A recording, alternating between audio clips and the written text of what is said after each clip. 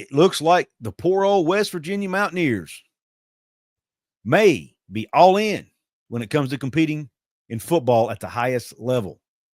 That's right. You heard me. West Virginia appears to be all in on competing at the highest level of college football. That's something a lot of us fans were worried about just a few months ago. In this episode, which is brought to you by BetUS Online Sportsbook and Couz, Cantor, Stone Street, and Button Attorneys at Law, we're going to talk about why they're showing they're all in. Where's the proof at? We're also going to talk about why it's kind of a surprise, and then I'll give you my thoughts on everything, and we'll do that right after this.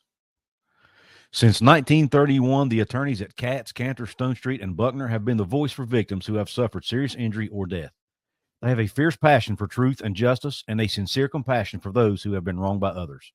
Whether you have been in a car accident or fighting with an insurance company, or you or a loved one has suffered serious injury or death due to medical negligence, we will ensure your voice is heard loud and clear.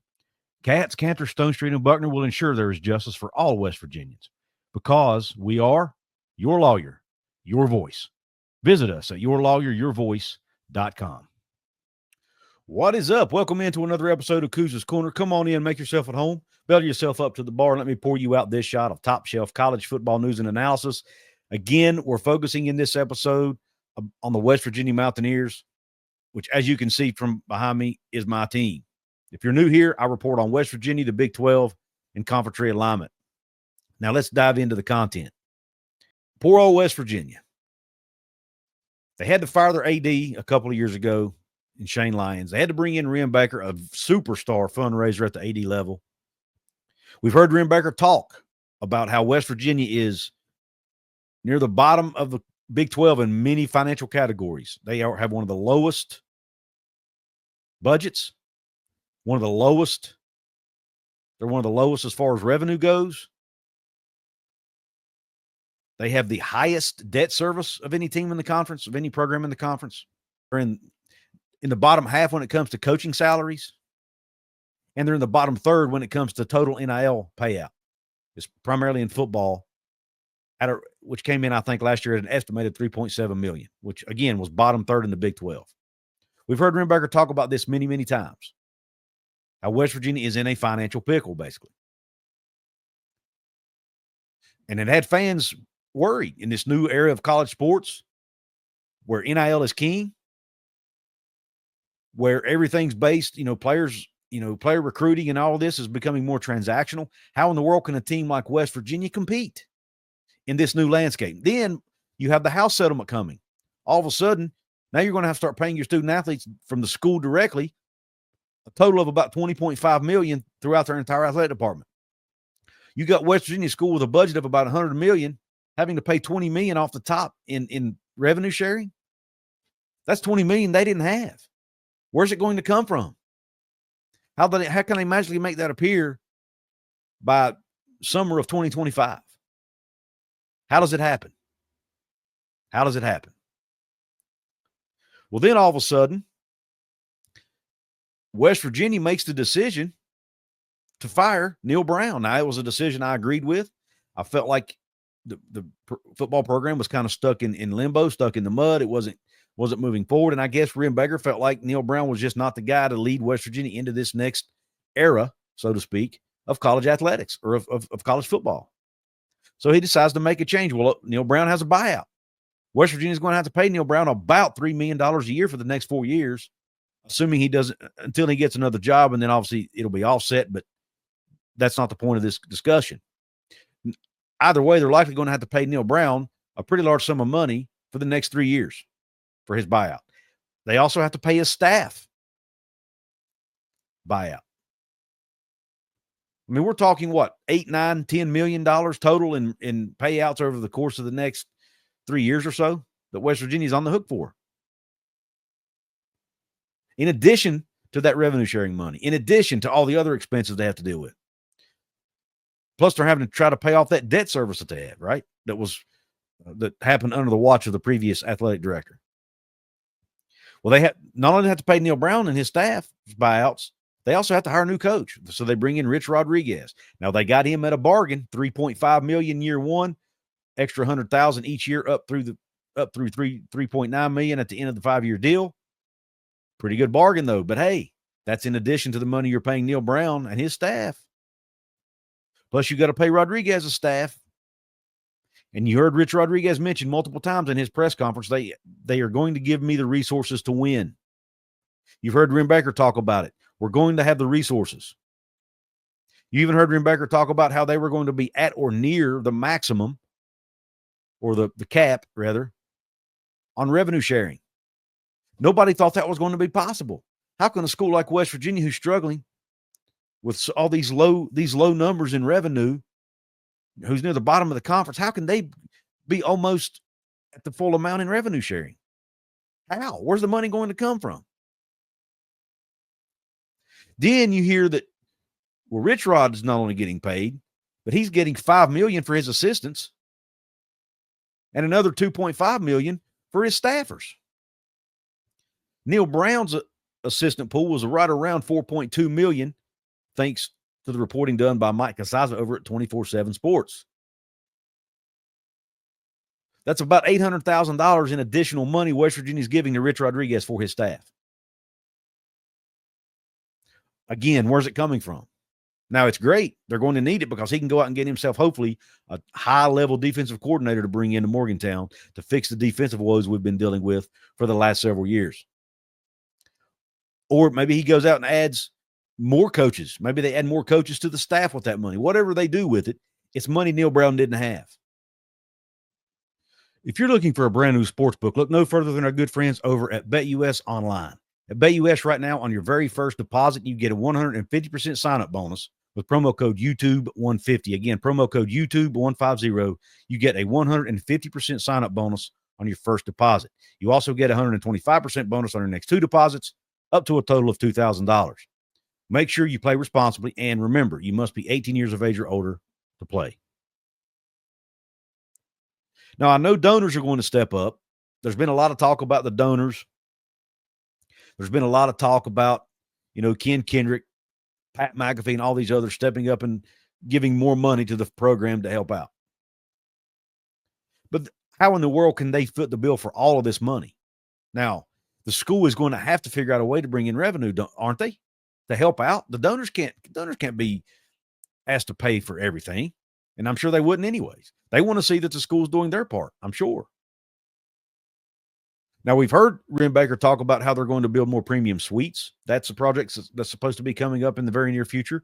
That should help with revenue. We've seen reports about, or at least I've seen reports about how they're looking to go to the school and talk to the university itself about tuition waivers and how those are managed and things like that. So there are avenues out there the university is looking at to increase revenue. But, man, we're talking about tens of millions of dollars in extra revenue here that they're going to need. And I'm not even talking about NIL money. This NIL money is totally separate from all this. I'm talking about just in-house money, revenue sharing, facility upgrades, paying staff, paying coaches. Where's it coming from? Now, Mike Couz also wrote a really good article at 24/7. I think it may be behind the paywall, so I'm not going to share it. But there were a lot of things he laid out, a lot of plans Wren Baker has that are ways to increase revenue. But again, none of that's happened yet. This is stuff that he's planning to do or in the process of doing. It's not happened yet, but yet they're still guaranteeing or doing everything but guaranteeing all of this, all these resources. And it's boggling. It was boggling my mind. I'm like, man, where are they getting the money? Then I'm listening to Greg Pflugar's show, college football speaker around the corner, and he's talking about schools who are on board with private equity. Now, we know Brett Yormark in the Big 12 has talked about private equity. Brett Yormark has even openly said he's open to private equity, and they're kicking the tires on anything. They're looking at all potential revenue streams. I've had Wren Baker on my show. I've asked him point blank, will Big 12 have private equity in the next 18 to 24 months? He said he doesn't think it'll happen in the next 18 to 24 months because he doesn't think everybody will get on board in that length of time. I asked him, has West Virginia considered private equity? And he did not rule it out. He said, we're looking at all possibilities, basically. I'm paraphrasing. He said, basically, we're looking at all possibilities. Well, in Greg Pflugar's show, he's saying that West Virginia is allegedly pro private equity. Now, he's not saying they went as far as to pulling the trigger on it or ready to do it today, but they are all in, apparently, allegedly, on private equity per Greg Flugar over at his show. And Greg Flugar has been right on most things. He has his ear to the ground. He has a lot of reliable sources to feed him information. So I believe this. He talked about how the one thing that could potentially be holding West Virginia back is they're going to be getting a new president here in the middle of 2025. Maybe they want to wait for the new president to come in. But nonetheless, West Virginia is one of the schools in the Big 12 that are pro-private equity. So is it possible West Virginia is looking at private equity not only as a whole with the Big 12, but maybe they're looking at it for themselves? Is it possible that there's a deal it's coming down the pipeline somewhere that none of us know about, where West Virginia could be partnering with a private equity firm to add revenue for the athletic department as a whole and specifically for the football program so that they can compete at the highest level? I think it makes sense. I think if you look at the tea leaves, look at everything that's going on at West Virginia, firing a coach, paying a buyout, hiring a coach, promising resources, or at least, he didn't use the word promise, but you get my point. Saying they're going to have the resources to compete, saying they're going to be able to have the resources to hire a top-notch defensive coordinator, saying they're going to be at or near the max in revenue sharing. There's no way the donors are paying for all of that, folks, and being asked to pay more NIL money too. Just doesn't make any sense. So apparently Wren Baker has a plan. Let's hope he's around long enough to see that plan through. Hopefully TCU or some other school doesn't steal him away before it gets seen through. And let's hope West Virginia can compete financially now with the rest of, primarily the rest of the Big 12. If they can, with a coach like Rich Rodriguez at the helm, I feel really confident that West Virginia will compete for conference championships, college football playoff spots, and maybe, just maybe, one of these days, maybe a national championship. We'll see. I want to hear your thoughts in the comment section. Let me know. Do you think West Virginia is going all in on athletics based on what's going on around the program? I want to hear your thoughts on it. Where do you think the money's coming from? I want to hear your thoughts on it. What are your thoughts in general? Are you glad to see West Virginia trying to compete at the highest level? Also want to give a VIP member shout out to this episode. They are Joey Foster, Chasing Alzheimer's, Earth Ether, Pokemon Kid Entertainment, A. Chinchilla, and K-State Scott, Florida. Thank you all for your support. If you want to become a paid VIP member here on the channel, hit the join button below or hit it over at my channel homepage, right beside my profile photo. There are 2 levels you can join, and it's all explained there after you hit the join button. Also want to give another shout out to my channel sponsors, BetUS Online Sportsbook and Cats, Cantor, Stone Street, and Button Attorneys at Law. Thank them for helping keep the lights on. If you like this video, please hit the thumbs up button below. Please share it with your friends. Please subscribe to the channel. The country roads are leading me to 10,000 subscribers, but I need your help to get there. So make sure if you know anybody who likes West Virginia Mountaineer sports or conference realignment or even the Big 12, I do try to touch on the Big 12 occasionally as well. Please let them know about me, and maybe they'll subscribe too. I thank you for tuning in. Ask that you please check out the video here in the corner of your screen. You may like it too. Hope the rest of your day is top shelf, and Q Country Roads.